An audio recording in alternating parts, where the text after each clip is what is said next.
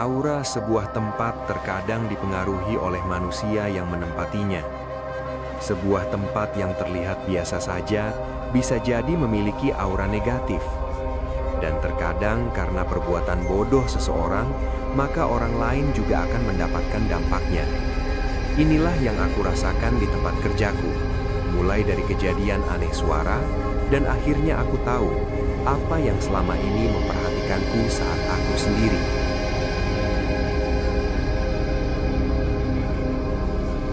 Aku bekerja di bidang telekomunikasi.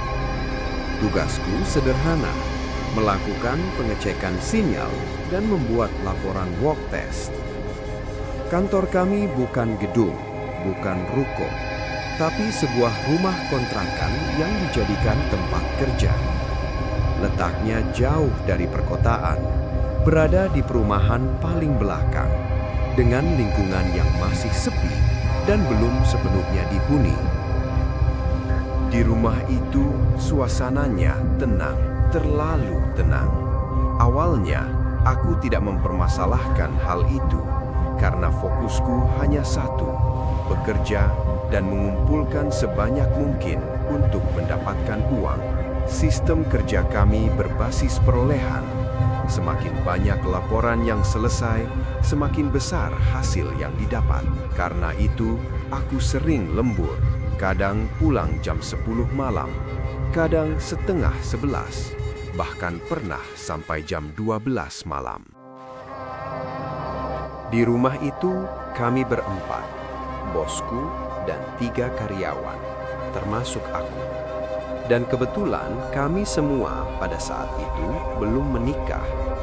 Untuk alasan efisien, setiap orang memegang kunci sendiri-sendiri. Rumah itu bukan hanya kantor, tapi juga tempat singgah. Malah kadang bosku membawa pacarnya ke sana, bahkan pernah menginap. Kami tahu apa yang terjadi, tapi kami memilih diam. Sampai suatu hari, salah satu temanku, sebut saja Tony, membawa pacarnya menginap. Alasannya karena dia menganggap bosnya saja boleh, kenapa aku tidak boleh? Singkat cerita, besoknya setelah Tony membawa pacarnya ke home base kami, dia tidak masuk kerja. Aku heran, karena biasanya kami hampir selalu masuk, mengingat sistem kerja perolehan.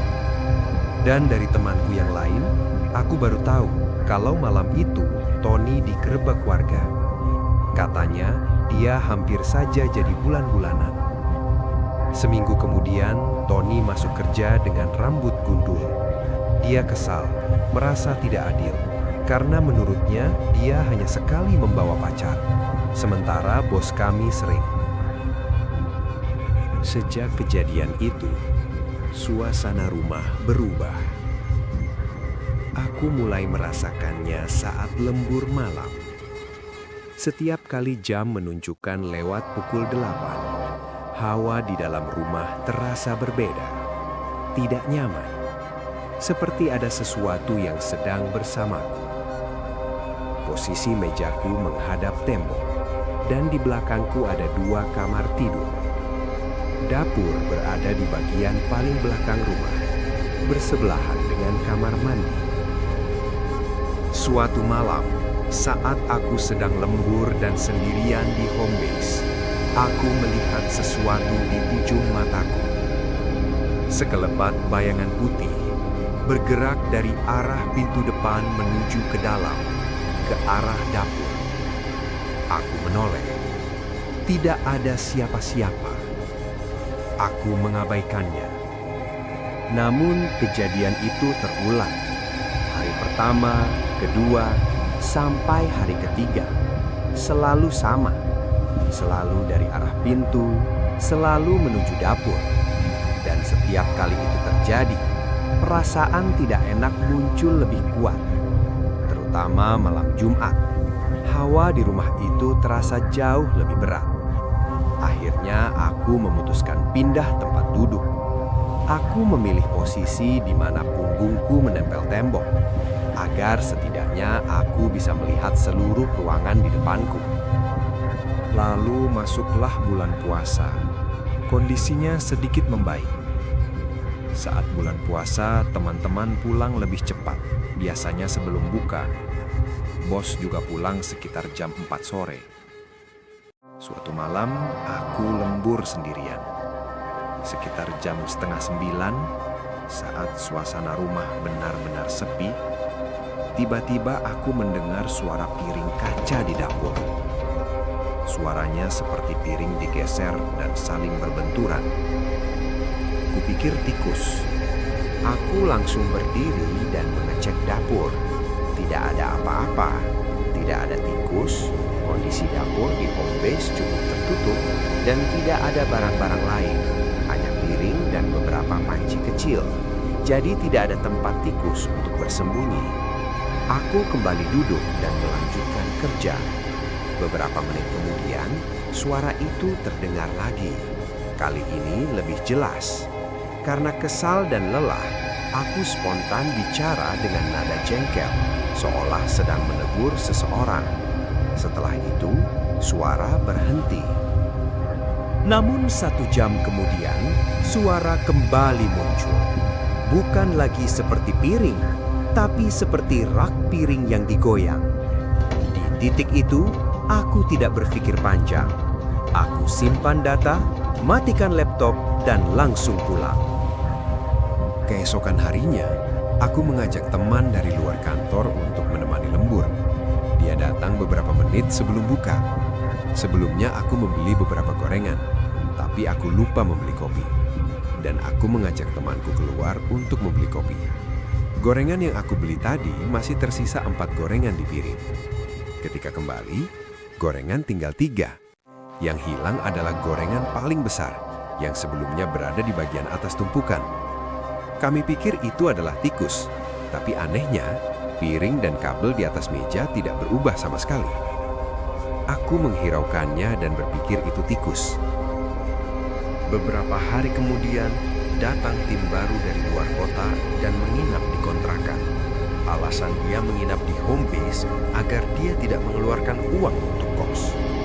Aku tidak menceritakan apapun tentang kejadian aneh yang aku alami. Tapi setelah 3 hari, dia mengaku tiap tengah malam mendengar suara berisik dari dapur. Dan dia tidak berani tidur sampai jam 2 pagi.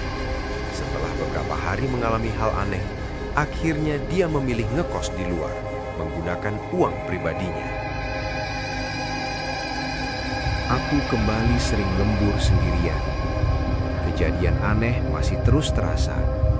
Perasaan seperti ada yang lewat.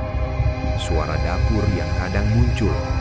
Sampai akhirnya aku menyarankan ke bos agar memasang CCTV dengan alasan keamanan. Kamera dipasang, lengkap dengan sensor gerak malam. Alasanku ingin memasang CCTV karena aku penasaran saat aku pulang, aku selalu mematikan lampu ruang kerja. Tapi paginya, saat aku yang pertama datang ke home base, lampu ruang kerja masih menyala.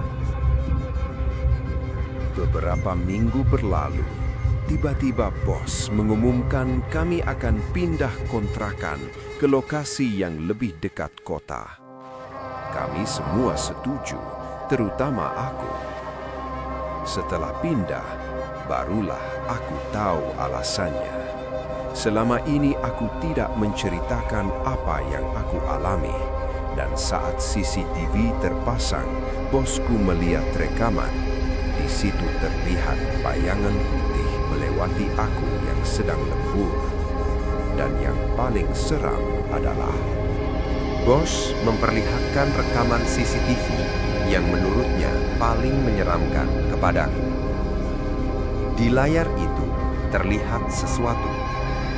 Sebuah sosok putih, bertubuh besar, berambut panjang.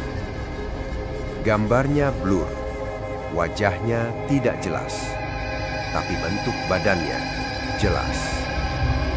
Sosok itu terlihat duduk tepat di depan posisi mejaku. Sejak pindah, semua berhenti. Tidak ada lagi hawa aneh. Tidak ada suara dapur. Tidak ada rasa diawasi. Tapi pengalaman itu masih tersisa di kepalaku sampai sekarang.